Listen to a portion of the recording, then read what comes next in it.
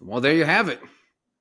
After a 3-week coaching search, 2 weeks of speculation produced by the Jimmy Sexton Productions, Lane Kiffin has officially become the LSU head coach, and all for the low, low price of $91 million. For all those keeping track at home, that is nearly $150 million we are now paying 3 head coaches to know that either don't work there or to hopefully stay for the longevity of the contract. TBD LSU's decision. Now, when LSU first started this coaching search, Verge Osberry said, after he was named the official AD, that they would go well into January to figure out who the head coach was. Timeline didn't mean anything to them. They would go well past National Signing Day. They would jeopardize any transfers that would come in, any signees, all to get the right head coach. But LSU, no matter what you might think about Lane Kiffin, did it right this time. The last time, before they hired Brian Kelly, they had their heart set on Lincoln Riley, and that did not happen, and therefore they pivoted to Brian Kelly. Within 24 hours, BK was trying to have his way down in BR.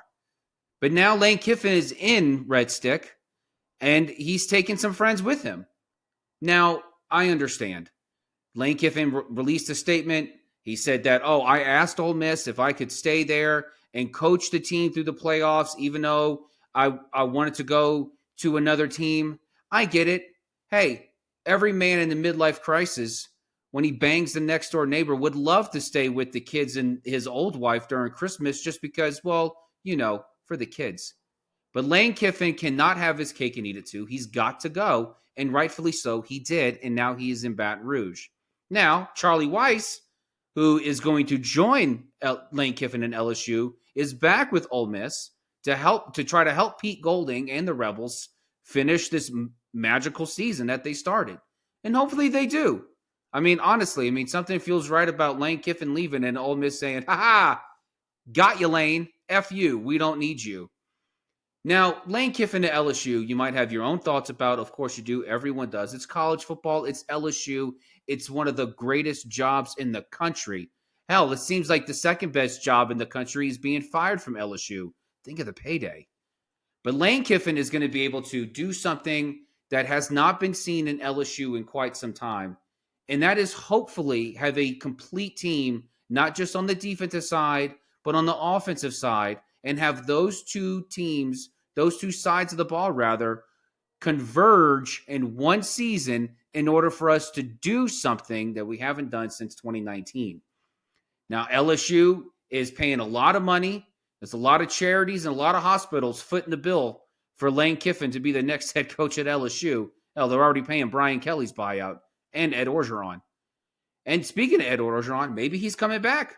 Maybe he'll be an O-line coach for Lane Kiffin. That would be sweet. Hell, Lane sang his praises at his initial press conference saying, I just had to talk like you, Ed. So, truth be told, no one knows what's going to happen. Lane's at LSU. Was this thing a mess? Yes, it was a mess. Was Lane acting like a mature individual in this? No, of course he hasn't. But who actually expected him to do that? He did not change. Leopard does not change his spots, nor a tiger his stripes. Except if you're Lane, now he's inherited some. Guys, we are back. We are better and ready to go. This is your Friday Junior edition of Box Scores and Bourbon. Look at the box scores. Box Scores and Bourbon. We check each other's box scores and scores online. Baseball, box scores. So football, baseball, basketball, soccer, hockey. Box Scores and Bourbon. Welcome back, JB. Welcome. Welcome back to another episode of Box Scores and Bourbon. Cheers, everyone. My man. Clink, clink.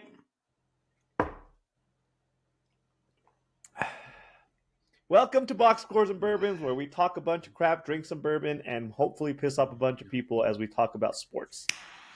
So we're excited about this episode because it is near and dear to JB, which is college football, and more specifically, LSU football.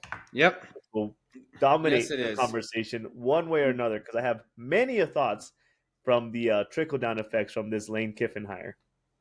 First, I want to say I did tell you for about a month that they were going to hire Lane Kiffin as the head coach. You didn't want to believe it.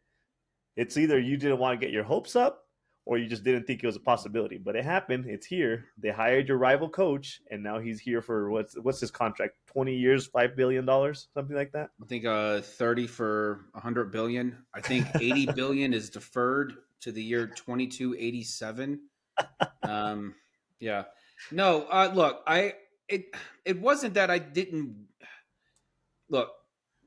A team would be nuts to not want someone of a coaching caliber like Lane Kiffin to want to come and to have unlimited the resources unlimited in order to build a consistent champion. I mean, he took Ole Miss from, I mean, not the depths, but I mean, he created something in Oxford that was, that had been seen in quite some time. And 3 straight 10-win seasons. He led the Rebels to the playoffs this year, and they're getting it scot free because they get to go play fresh.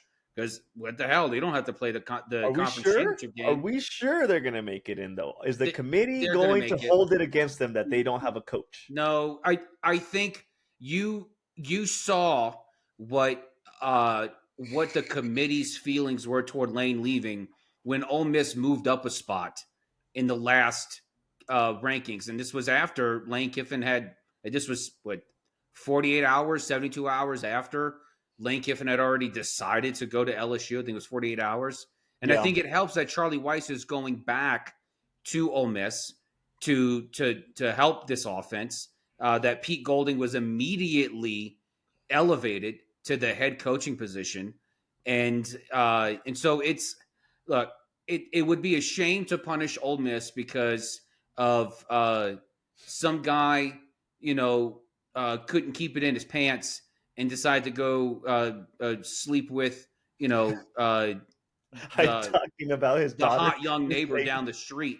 Yeah, so this is not. You should not penalize the Ole Miss. No, players. you shouldn't. I don't think they shouldn't at all. The committee And has done honestly, and look, things. and here's my thing: who are you going to put in there over Ole Miss? This isn't like that. This isn't like a few years ago when Florida State lost their quarterback, and then they're like, oh well, we can stretch or maybe put Alabama over. No, I mean, look, and Alabama rightfully deserved to be there. Look at the run they had, but that's exactly the point that I was going to make when they took them out because of their quarterback issue or losing their quarterback, I guess. And I mean, and look at what happened. I mean, Florida State they got absolutely. I forget what bowl game they played in, but they got obliterated. Yeah. So I don't know. It's not. This isn't the same instance. This isn't the same type of thing. Ole Miss, these players do not deserve it at all because Lane decided to follow his heart's desire. If I'm the playoff committee, I'm absolutely keeping Ole Miss in this. Now, I mean, truth be told, I mean, I think there's some ways we can fix the college football playoff and how the teams get in, and we'll talk about that here in a little bit. But Ole Miss is going to be in it, especially with conference championship weekend happening right now. And you can make an argument that 3 of these 4 conference championship games of the group of 4 or of the Power 4 conferences, the winner and loser of each is going to make it. So Ohio State, Indiana, win, lose, you win, you're in. Georgia, Alabama, win, lose, you're in. Yeah. Texas Tech, BYU. Some would say even if BYU lost this game, they're still in. It really comes down to Virginia versus Duke. My God, we need to fix this. I know. I'm glad. Put a pin in that. We're going to talk about. I want to talk about that so much. This is absolutely ludicrous. We'll finish talking about rankings and then we'll dive into the actual conference championship stuff. But go on. But no, good for all.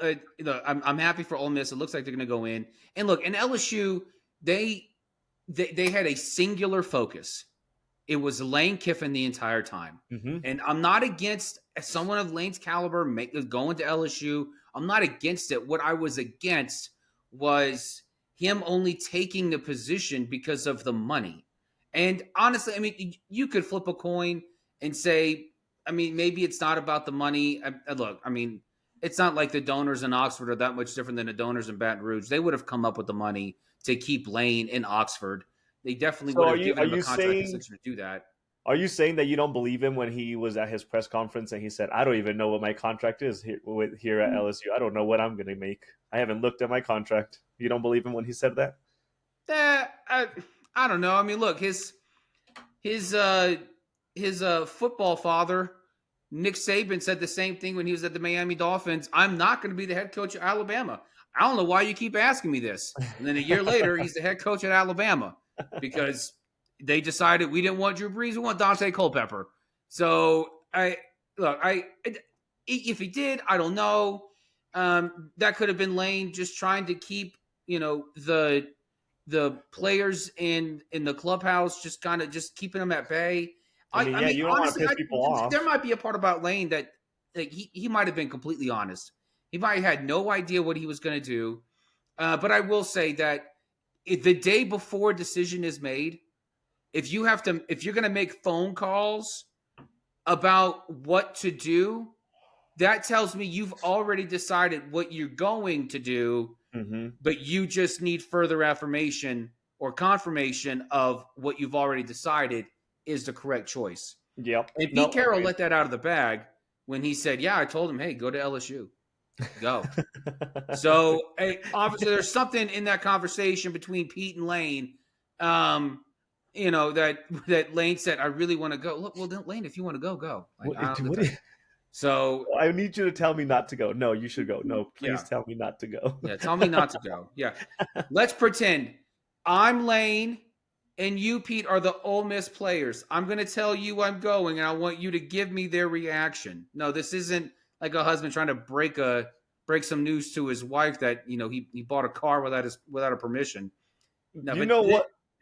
I loved it, but you just brought up the player conversation. I love that.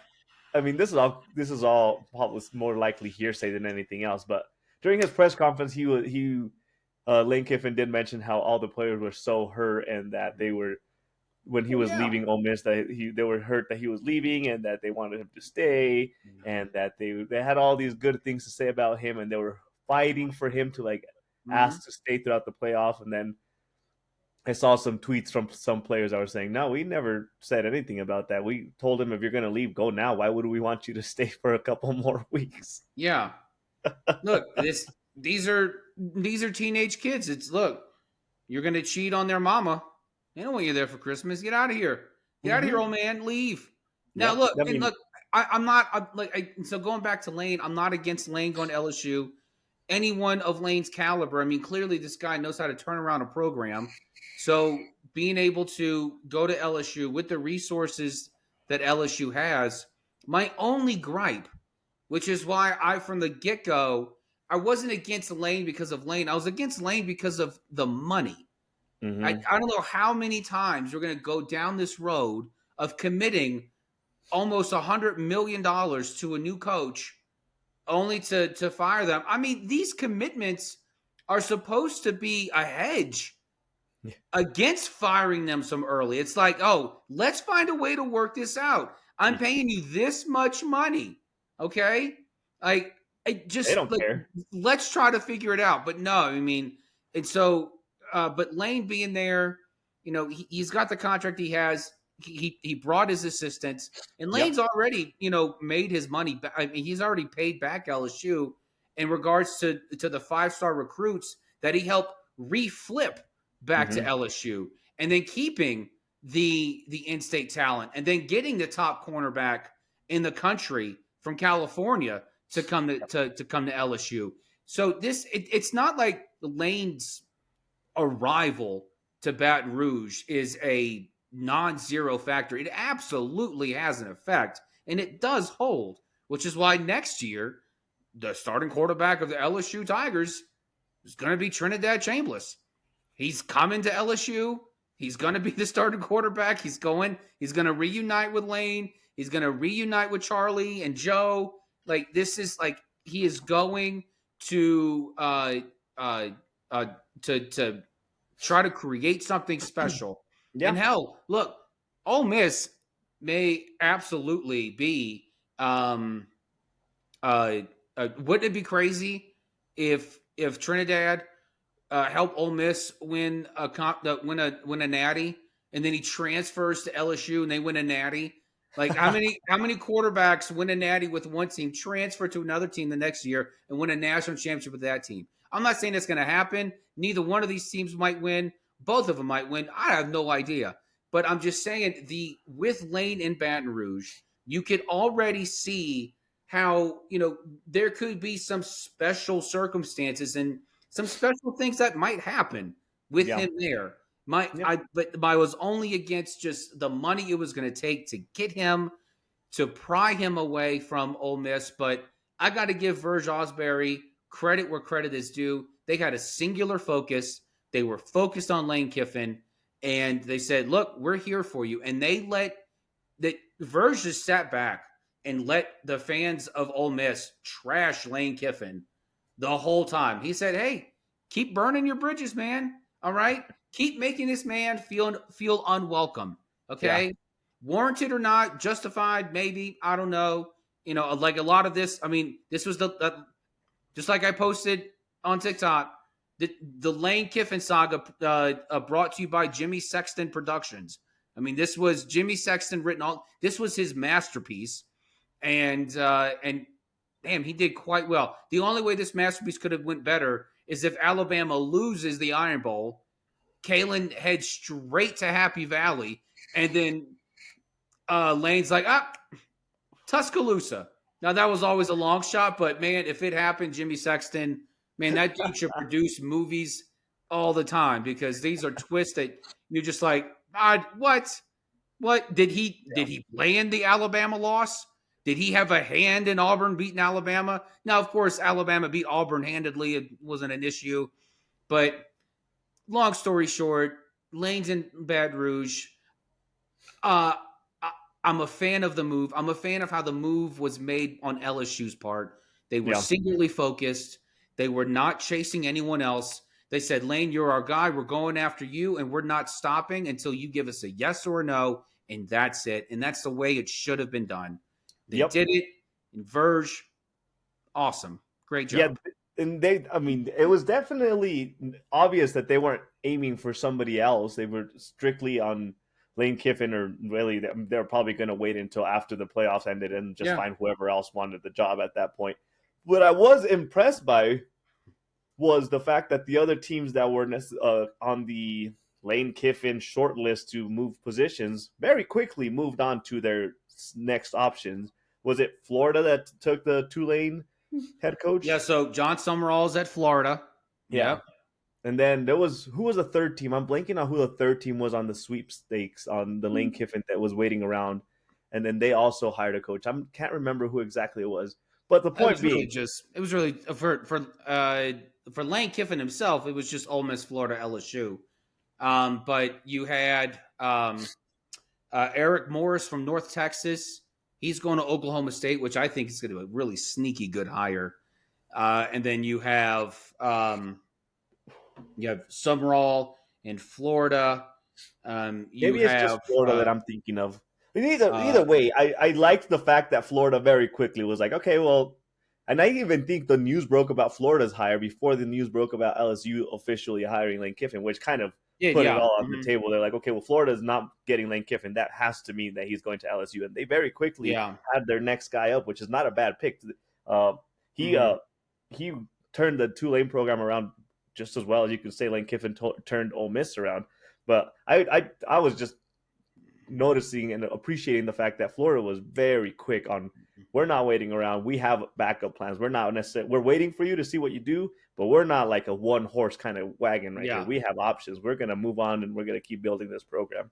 Let's talk bigger picture though, because this Lane Kiffin thing kind of has brought up a lot of controversy that has caused little fires throughout the college football world. One of them being the scheduling of it all. The scheduling of a head coach leaving their team during the season and being able to get catered out and, uh, dressed up and go pretty much. He was able to go take interviews while his team was still in the hunt for the playoff, while they're still having a season, which kind of brings the question, at least for me, Yeah. where do we draw the line? There should be, in my opinion, a line that should be drawn when it comes to the actual like hard lines on when you can actually go and recruit for a head coach to leave their program and when you can actually start hiring a head coach. It doesn't happen in the NFL. In the Yeah. NFL, you cannot go interview a head coach that you want during the season. You can interview other people if you fire your head coach, but you can't go and just poach somebody else's coach while they still have a season to go to.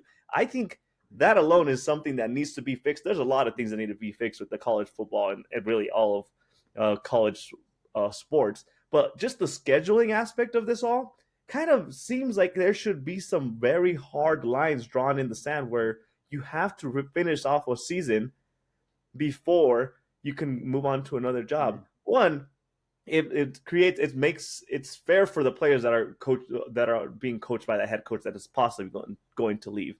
But at the same time, if you look at just the Lane Kiffin hire to LSU, it also puts the head coaches in a crappy position because Lane Kiffin probably wanted that job. Like it is a really good job. Like you already said, it's one of the top head coaching jobs in college football. And if he was really stuck between a rock and a hard place, whenever he had to say, "Well, I have to choose leaving my program that is headed to the football playoffs during the season, we have a good chance of making the national championship. But I really want the LSU job. I can't have both. I have to leave a team shorthanded or lose out on this great opportunity." And that I don't think that's fair to any of the parties involved. And that should be something that gets fixed pretty easily by just the NCAA setting a rule across the board that said you can't poach coaches during a season. Wait for their season to be done, and that would be at the end of this situation. And Lane Kiffin would have been the greatest benefactor of something like that being in place. Could have coached Ole Miss, maybe won a national championship, and said, I want to go do the same thing in LSU. Now I can go build another championship winning team in LSU. Yeah. The issue is the conventional wisdom was that Osbury said that they were going to wait, that they were willing to wait until January. Conventional wisdom was that LSU was going to have their next head coach before December 2nd or no later than December 2nd. And of course, they had them by November 30th, Sunday, the 30th November. Lane Kiffin announced officially accepting the LSU position. And, you do need to, the NCAA needs to do something about the coaching search and these hires. I mean, hell, even in the NFL, if a team is looking for a coach and they want an assistant from a team still active in the playoffs, that coach isn't allowed to interview a Not week without of permission. a game. Yeah. And so, like, if they have a bye week, they can. I think they changed the rules. If it's a bye week, you can go interview for it. But the week of a game, you're not allowed to interview. Like, you have to wait until you're out. I mean, you can make your intentions known, I guess, however way you want to do that. But a formal interview, no, you can't because, well, they're still involved with another team. So the problem with the NCAA is you have National Signing Day, which is the first Wednesday of December, and then you have the spring transfer portal, which shifted from December, now is in January. So that's January 2nd through the 16th. That's this year, from the 2nd through the 16th. And then you have the national championship this year on the 19th of January. So again, the scheduling of it all pissed me off. Look, so it's one thing to tell coaches you can't do this, but the best way for you to be able to ensure you get the best prospects to come to your school is if your coaching situation is squared away. You know who your coach is going to be, and until they do something, until they change that, until they figure out a way. And it's tricky too, because you want your new your signees, you want your transfers on campus for the spring, which is the middle of January. That's when the spring semester starts. So it's not like exactly you can say, okay, well, you can hire a coach the day after the national championship, or you have to wait until, if you want a guy, you have to wait until that guy exits the playoff, uh, or after his bowl game is played, because by that point, we're already in January, late December, early January at best. Mm-hmm. And, so something's got to change, something's got to give Mm-hmm. in this window. And until that happens, it's going to be full well taken advantage of. Oh Now, yeah, for sure. I mean, and to the credit of the players also have a 15-day window, to be able to To transfer. to transfer. Now that used to be 30 days, so Yeah. now it's 15 days. And this is, I think, that window starts 5 days after the new coach is hired or announced. Yeah. So say say Penn State, who doesn't have a head coach yet, they're looking at Matt Campbell now. They're looking at option 27 right now to try to fill their position, even though, which is the funniest thing, they started this domino effect. If James Franklin They're doesn't the get last fired, domino. neither does Brian Kelly. But James Franklin gets fired, and Brian Kelly gets fired soon thereafter.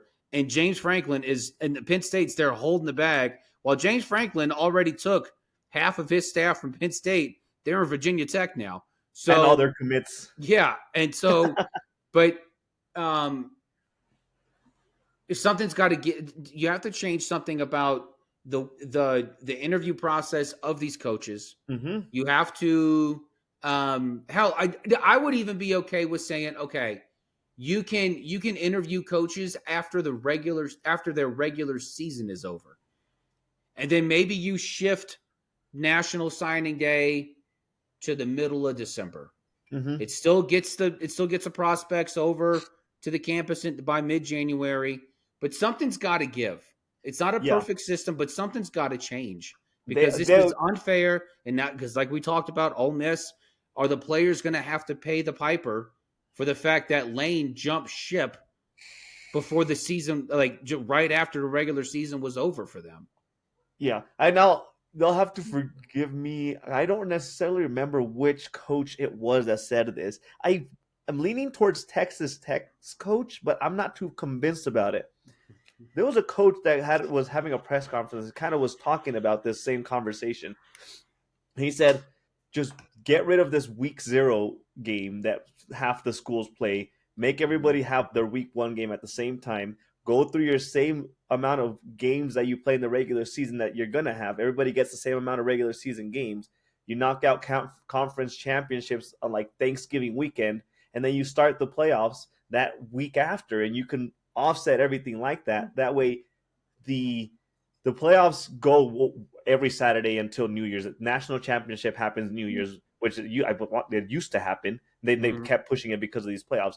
They could move back to the national championship happening on New Year's, and then the transfer portal happens the day after the national championship, and everything would align. You don't have to mess with the students like school, like scholar side, and you kind of get some type of like linear schedule for everybody to follow, where you're not having to figure out, well, this applies to this school, but this school still this school still has other things to figure out, and signing day kind of gets in the middle of all that. All that could be getting rid of. And like I said, I can't remember who's the coach that was saying it, but it made sense to me. And if a coach kind of can think of that, why can't the big wigs of the mafia, of the NCAA mafia, figure out that, if you just set some hard lines and kind of quit playing little daddle with the college football schedule and let every team schedule whatever the hell they want, if you add some symmetry, you could avoid all these issues. You could have head coaches finish their season. You could have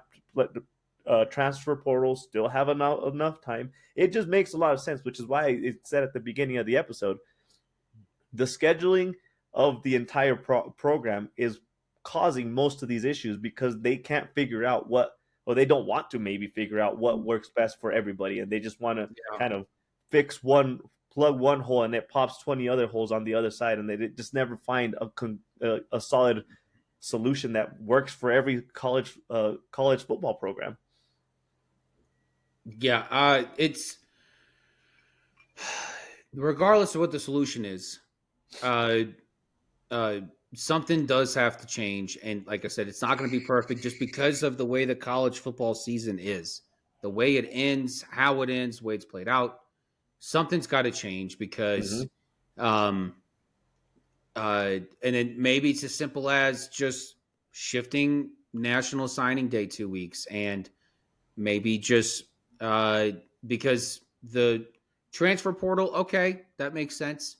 You want kids to get to their schools on time, and but I something's got to give.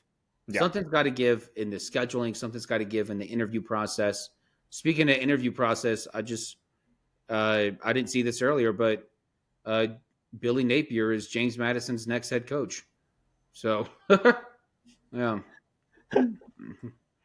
Well, as we talk about what this trickle down and all the domino effects of this all, there's still a lingering thing that's happening, which is conference championships this weekend and ultimately the college football playoff. There's some good matchups, and you hinted at kind of like the more issues that could happen based off of some of these championship games, specifically the one that is resonating across all social media, which is this ACC championship between Duke and Virginia, which could cause some major, like, where do you go problems with the college football playoffs.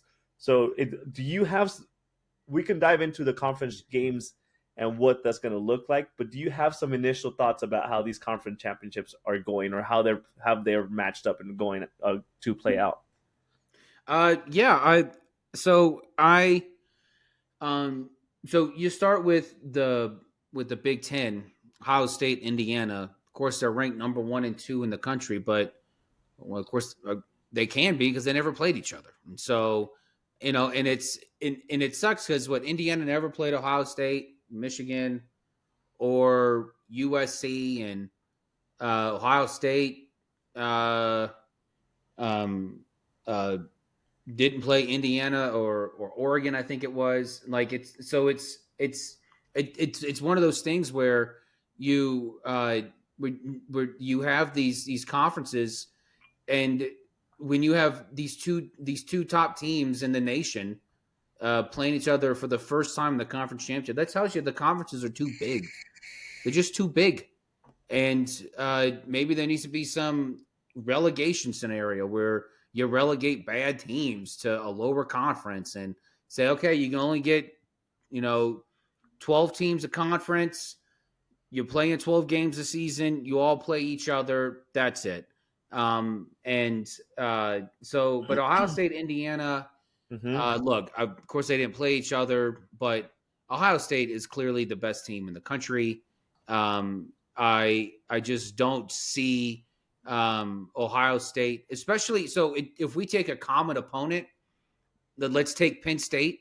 So Indiana was one Omar Cooper Jr.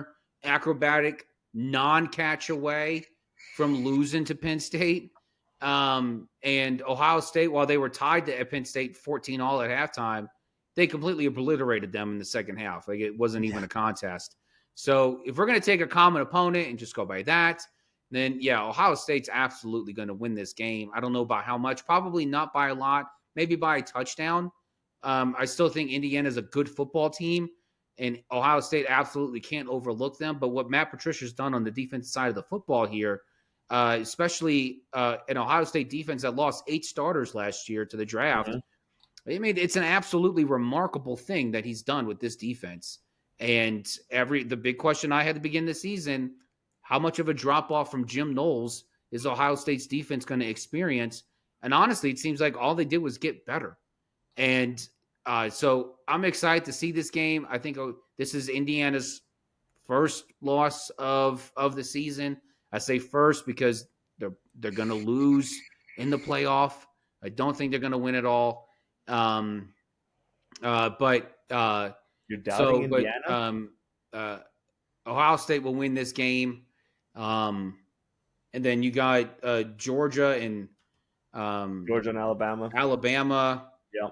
Um, The this is one thing about these matchups, I'm in a way, I'm almost happy that the ranking to conference championship matchups worked out the way that it did, because forever the issue has been whenever it comes to like the playoff was if an undefeated team went into like the SEC championship. Like we'll take the Georgia Alabama matchup. One of them was undefeated. They both made the conference championship, and then one of them loses, and somehow that may be a a hindrance on them possibly qualifying for the mhm. playoffs. That's not necessarily going to happen with these big conferences. We're not going to see Indiana or Ohio State fall off of the playoff no matter what happens in that game. Yeah. They're pretty much just playing for the rights of the conference, which is still a big deal, but they're playing for the rights of the conference. Mhm. The Georgia Alabama matchup again is not going to matter for the possibility of making the playoffs. They're just going to make it's just again for the rights for the conference. So if Yeah. anything, I'm almost a little bit more satisfied that these top heavy teams that are a lock for the playoff are in the conference championship, because it gets rid of all the drama that comes from if you lose a conference championship, do you deserve to have that held against you, which is Mhm. not going to happen this year, thankfully. Yeah. With Georgia Alabama, I think Georgia exacts revenge from that week 4 loss that they had to Alabama. Um, uh, Georgia just seems to be a more complete team. I know they like to that. I know they're pointing to the how they barely beat Georgia Tech at the end of the season. And I get it. College football is about style and being able to. It's not just that you win; it's how you win. Okay. Well, if that's the case, why are we celebrating Oklahoma beating Alabama by 2? Instead, oh, they beat Alabama. Okay, well, if we're talking about we talking about style. We're talking about wins, losses. What are we talking about? It's very subjective, regarding on if you're talking about one team A or team B, just based off of the prestige of the team, of the brand. Uh, More teams have to be judged by the style than lesser teams. So I think Georgia's got an opportunity here to exact revenge on Alabama. Um, I think either way, Alabama or Georgia lose this game. I think they're both in it for the very Yeah, fact that they're both from the SEC. They both made the conference championship game, and you're gonna. Is there another team that is, if Alabama loses, is there another team better than a 10-3 Alabama? No, that's there's not. There's not. So and that's where you have to kind of judge this by apples and oranges. And sometimes it's apples and apples. Sometimes you like Pink Ladies, sometimes you like Granny Smiths. It really just depends on the taste. And honestly, the taste of an Alabama apple in the college football playoff at 10-3 tastes a lot better than some other 10-3 team in the going to the playoff. so Um, you're so let me give you three teams: Miami, Notre Dame, and Texas. All three could miss out on the playoffs this year. mhm. So I just made the argument, but for argument's sake, if Alabama, let's say, lost, they'd have three losses.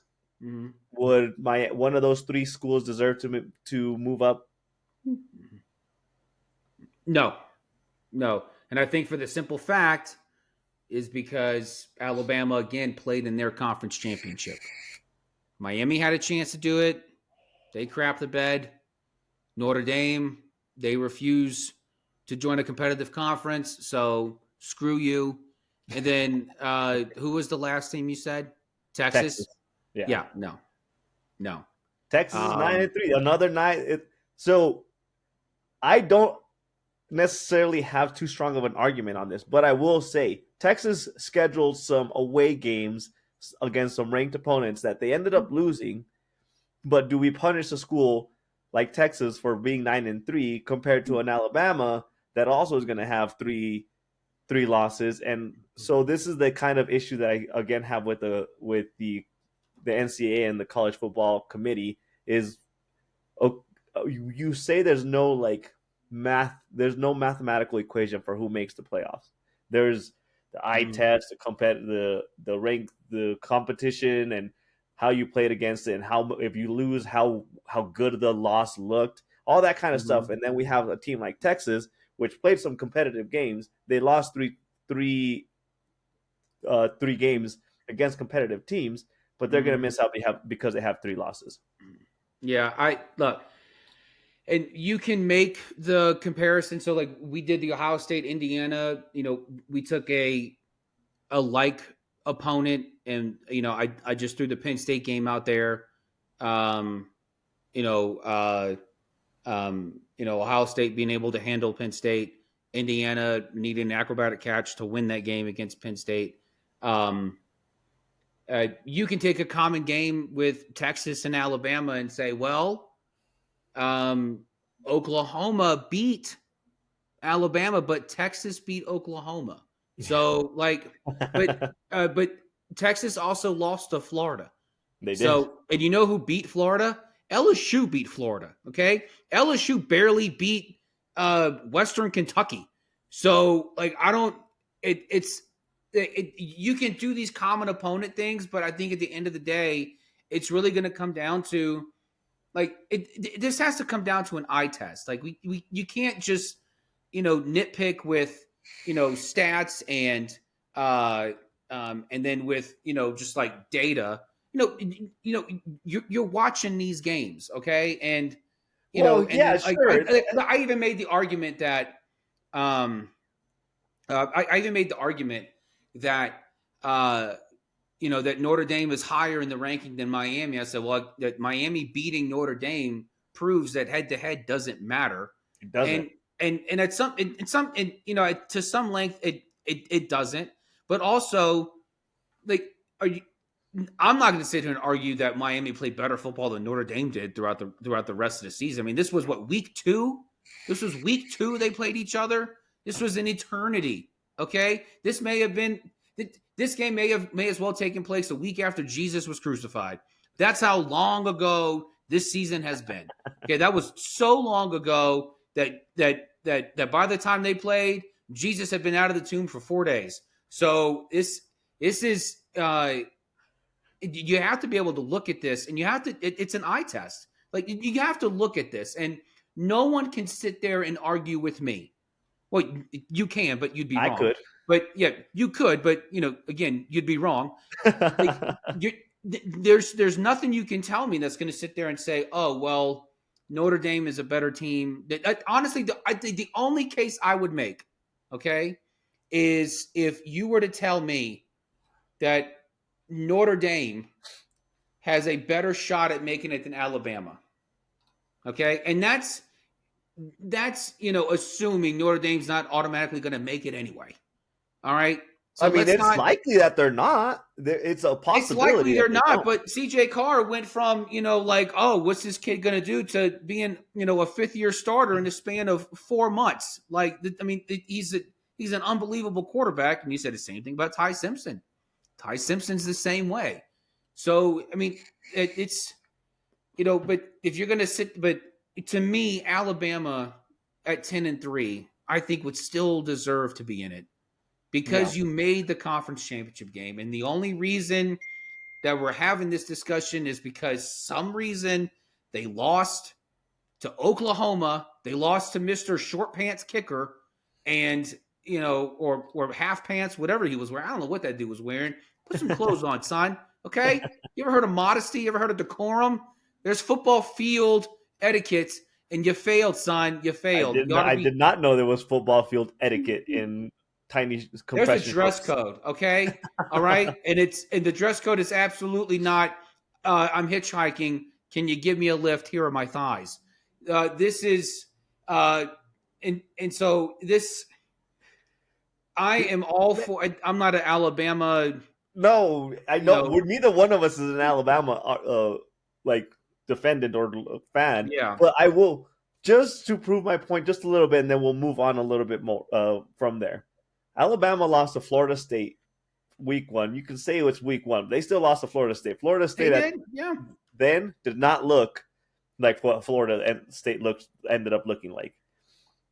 Their second loss was, as you just mentioned, Oklahoma. Now, the example that I've been using was Texas, who played Ohio State and they played Georgia. They lost those 2 games, and yeah, they lost to Florida. But if they would have scheduled a weaker opponent, or they would have gone and done whatever, an FCS school, they would have easily been 9-10-1, and now there would be an argument as far as like, okay, now they're punishing you for scheduling good opponents, and that you lose closely to those good opponents, and now you're screwed out of the playoff.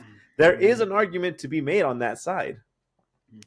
Are you talking about Notre Dame or No, I'm Alabama? talking about the argument for like Texas missing out, like compared to the schedule, and using the example of Alabama.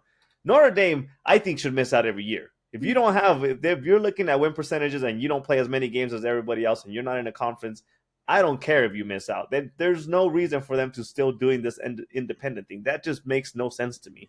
Yeah, but here's the thing, though. Okay, you gotta understand that you lose the first 2 weeks of your first 2 weeks of the season, you lose by a combined 4 points to 2 ranked teams, Mm-hmm. And then you end up and you just crush everybody else on the schedule. And I get, look, they're not all stallions, they're not all ponies that you're going to put your money on probably in any other game or maybe half the games. But again, like I said, style matters, and it's how you're putting down your opponents. And Notre Dame can absolutely hang with anyone. But if you're going to say Notre Dame or Alabama, I'm going to say, well, Alabama had the tougher schedule. They absolutely had the tougher schedule. They had the tougher slate to get through.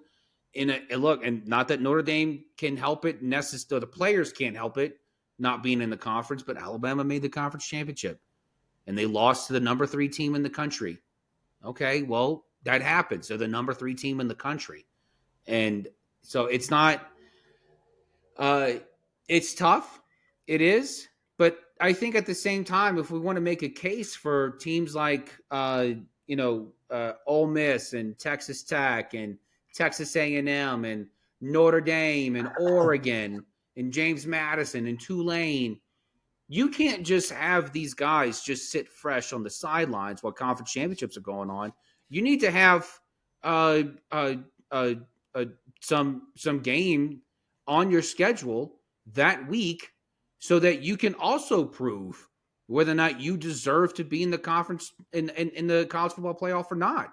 Are you suggesting like an NIL kind of conference championship thing? No, not an NIL type thing, but just like, hey, look, you got conference championship weekend. Let's go here.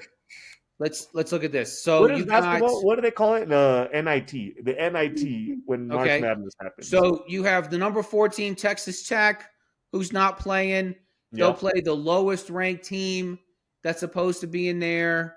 They could. Oh, and the lowest ranked team is going to be the first Power 5 in. So let's just say that's James Madison. Okay. So Texas Tech, you go play James Madison. All right. Notre Dame, you go have a rematch with Miami. So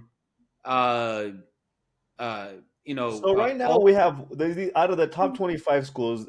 Let's go through them. Which ones aren't going to play in the conference championship? So Ohio State, yes. Indiana, yes. Georgia, yes. Texas Tech, no.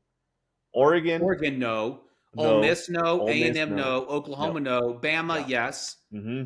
Notre BYU, yes. Yeah. Miami, no. Texas, no. Vanderbilt, no. I mean, and you have to go all the way down to 17. Where for Virginia,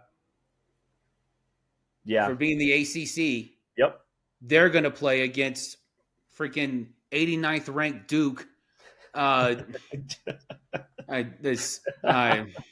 So you're saying it should be like a Texas Tech versus James Madison in some like conference bowl, like an NIT bowl, and then Oregon could play North Texas, and Ole Miss can play Iowa. Texas A&M can play Georgia Tech. and then they Mhm. just kind of like play their way into the championship or into the playoffs? Yeah, look, we got to figure out 12 teams, right? And so instead of just saying, "Oh, well, hey, the rest of you, hey, you can just sit pretty," okay? No, and look, and John Gruden released a video on this, and I agree with it. If we're going to sit there and we're going to say, "Oh, Alabama, you lost your conference championship, therefore you're not allowed to make it over a team who didn't make it to their conference championship game because they got to sit by and just look pretty." And just waited for your downfall. Now they're in. No, no, that no. I will not. That's we just spent the top half of the episode talking about how to change Yeah. the coaching carousel in the NCAA, and we want to sit in. If everyone's like, "Oh, we need to do a 16-team playoff," no, you don't. It's a lot easier than you think. We have we pick a bowl games to play in predestined areas. You can pick any NFL stadium you want, and you can sit there and you can pick 5 NFL stadiums you want and have five college football games that have Mhm. just as much implication in making the college football playoff, uh, uh, just as much as the conference championship does. And you can have 10 teams play head to head in these 5 games, and you can decide, okay, well, here you go. And if we have, um, so you have, you have the 4 conference championship games, okay, and so in 3 of those, let's just assume the both the winners and losers of those games are going to make it. Big Ten, Big 12, SEC. Those Mhm. 3, they're going to make it. And then you have your 5 games of the 10 teams not in a conference championship. The top ranked ones projected to be in will face off on one another. You can do a seeding, high and low, however you want to do it. And then, so the 5 winners of those games will make the playoff. That leaves one team left, and that is the winner of the ACC. That's it. What about the group of fives? We're not going to worry about that because we can't have this. And I think part of the problem look, I love the 12-team playoff. I think it's wonderful for college football. I think it just brings out even more competition. It brings out even more competitive football as we're going toward the end of the NFL season. We have competitive football on Saturday, all throughout the week and Saturday, competitive football on Sunday. It's a wonderful thing. Yeah. My problem is that, and I think this can settle it. If we can stop pretending that a group of 5 team automatically gets to make it just because they're in a lesser conference. Well, it's not automatic. It's the highest ranked group of 5 conference champions. That's what I'm saying. It's automatic. Why is it automatic? Why? Because that's the negotiation that they came up with to be able to do this 12 Okay. team Well, playoff. you know what? Here's a new negotiation tactic. You can still make it if you earn it. You can earn your way in. And you know what? Here's what I'm telling you. Out of those 5 games, James Madison would play a game, Tulane would play a game. Yeah, Who's to say that 2 group of 5 teams won't make the playoff? that's true. Like, But here's the thing, though. So like I'm looking at the rankings right now. So based off of like however you want to shuffle it, well, let's just say it's highest ranked non-conference championship against lowest ranked non-conference championship. Very similar to the NFL, like highest versus yeah, lowest. high seed, low seed. You would have Texas Tech playing James Madison, Oregon playing North Texas.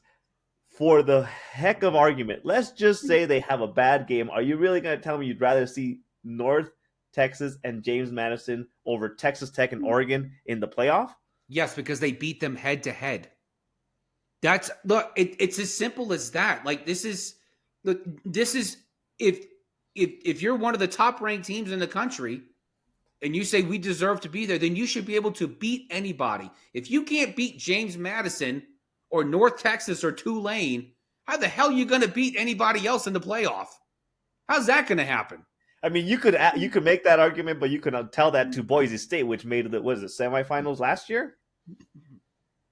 They were a group of 5 school, right? Boise State didn't make the semifinals last year in the college football playoff. Was it the semifinals or the quarterfinals? Where did Boise State get eliminated last year? Let me see. I want to. Maybe I'm wrong, but either way, like there's an argument to be made on the other side that it might not play out as nice. I like the idea that you're saying, simply because we have what? How many bowl games is there? 130, 141 for every school that gets left out of the playoffs, and plus the 4 for the semifinals and whatnot. Mm-hmm. But it just seems like it's a very slippery slope when it comes to like it becoming a very top heavy, like SEC, Big 10, Big 12, always dominating the playoff, and everybody else is just beating each other up. And eventually, the Power Four are always going to win the national championship. Yeah, you were talking about the quarterfinal. Okay. Yeah, Penn State blew them out of the water. Yeah. Okay, I stand corrected. But no, like this is it's it's not a perfect system, but it's gonna be the most. It's like, we're in the Air Force. We take tests all the time. There's no right answer. It's the most correct answer. Okay, because every answer seems to be the right one. What's the most correct answer? In my eye, this is the most correct answer when it comes to solving who's going to make the college football playoff. We talked all season long this year and last year. Why are we ranking these teams 1 through 25 if it's only going to matter 1 through 11 and then 1 through 10 plus Notre Dame plus the Power 5 or the Group of 5? There's 12 right there. If we're going to sit here and say why are we rank, we're ranking them because we want to see high seed, low seed when we do our little championship NIT thing. Okay. Yeah. When we're trying to figure out who's getting the invitation.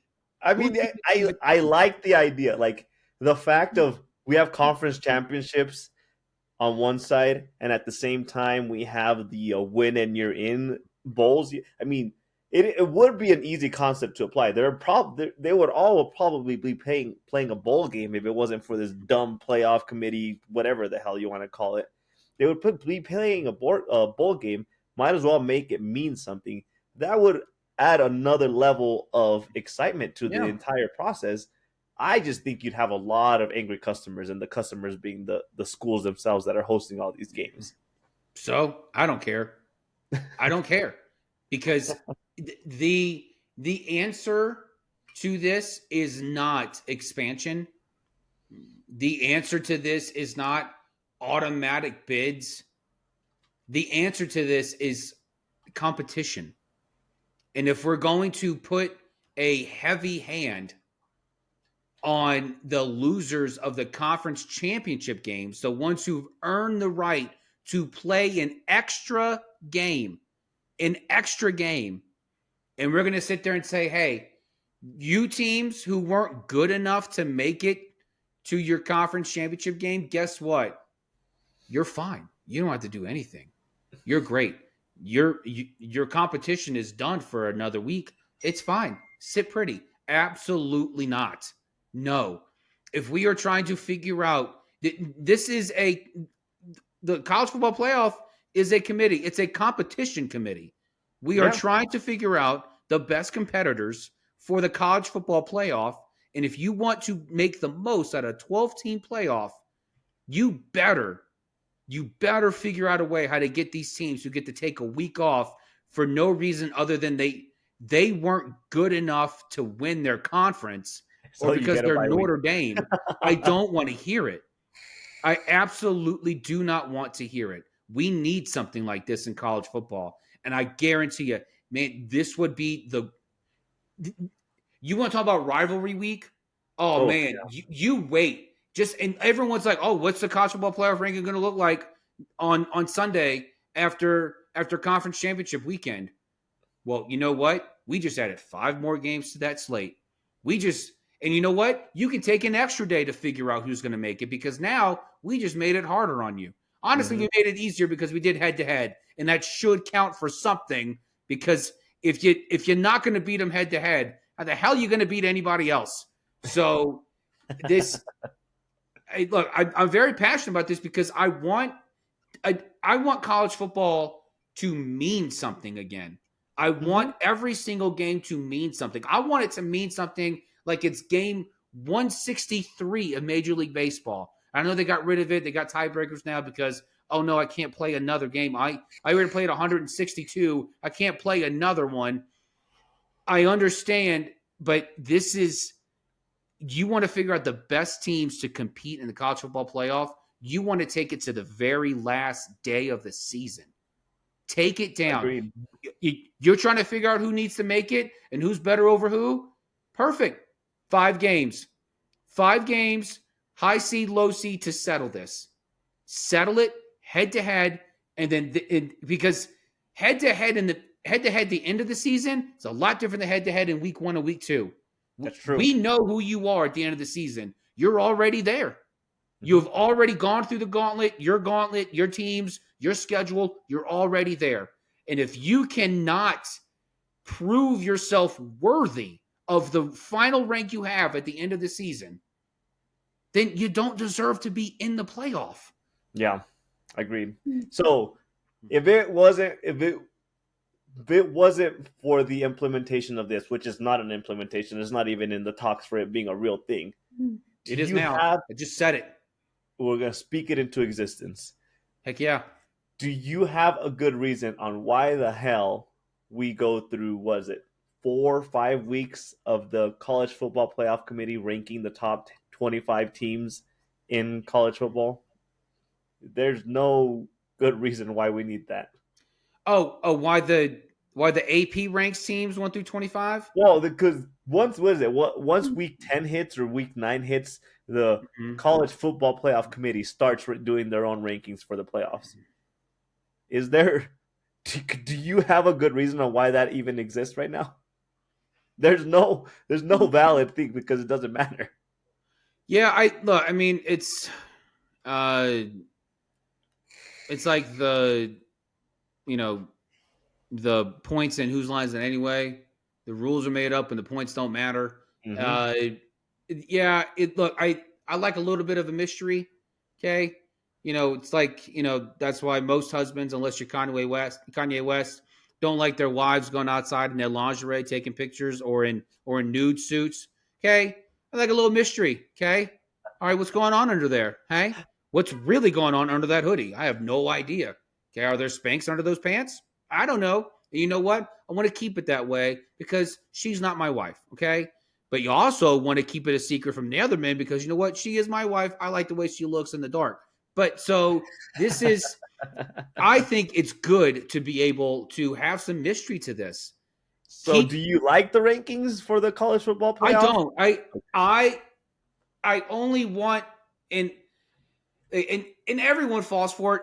It's a fun thought exercise if you're a fan. Oh, who's going to be where? Let's kind of match up. Let's kind of see where the committee is going to be. It's a fun thought exercise, but I think unless the only way that I like the rankings is if we're actually going to institute these 5 additional games. Yeah, that's why I prefaced it. That's the only reason that I would like these rankings is because I want every single team to see and we said 1 through 25. Why are you ranking 1 through 25? There's only top. Look, these are what? 2, 4, 6, 8 plus 10. That's 18 teams. That's 18 teams. So yeah, if you're ranked 25, you have a shot to get up there in the 25. And you know what? I'll even do this. You want to keep the automatic qualifier from the group of 5? Okay, great.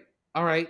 The highest ranking group of 5 that is out there, you're automatically ranked as the lowest seed, unless you're higher for some reason. You're automatically ranked as the lowest seed to play in the Invitational. Okay? Automatically. Automatically.